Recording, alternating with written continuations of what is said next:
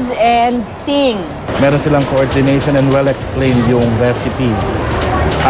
Magaling silang mag-host.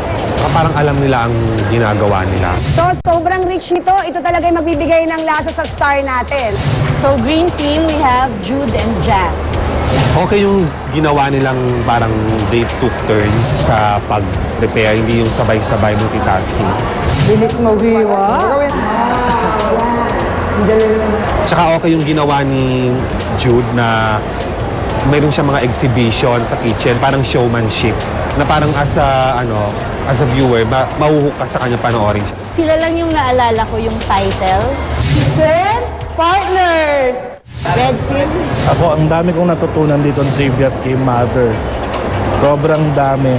From the knife, sa sibuyas, sa lahat. Ang dami niyang trivia.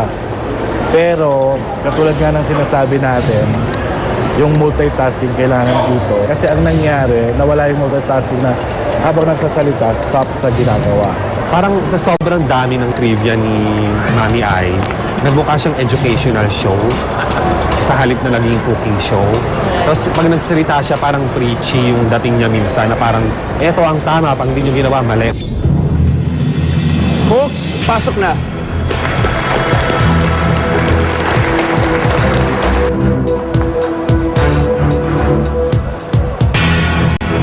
Okay, cooks, masaya kami kasi nasubukan nyo na ang isang cooking demo. Masaya rin kami na nalaman nyo na hindi ganun kadali.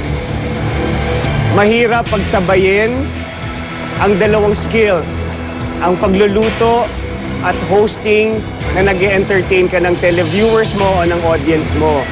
Pero lahat ng bagay, nagsa-start sa simula. Kangayla, practice makes perfect.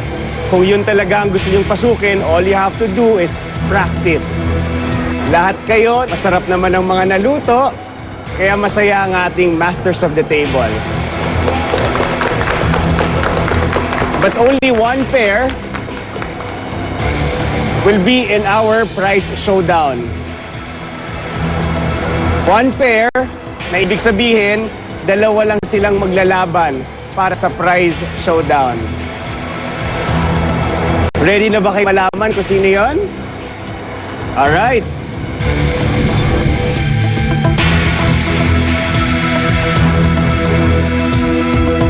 The smart winning pair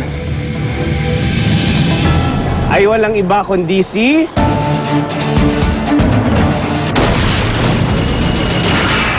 Sa mundong pinangingibabawan ng lakas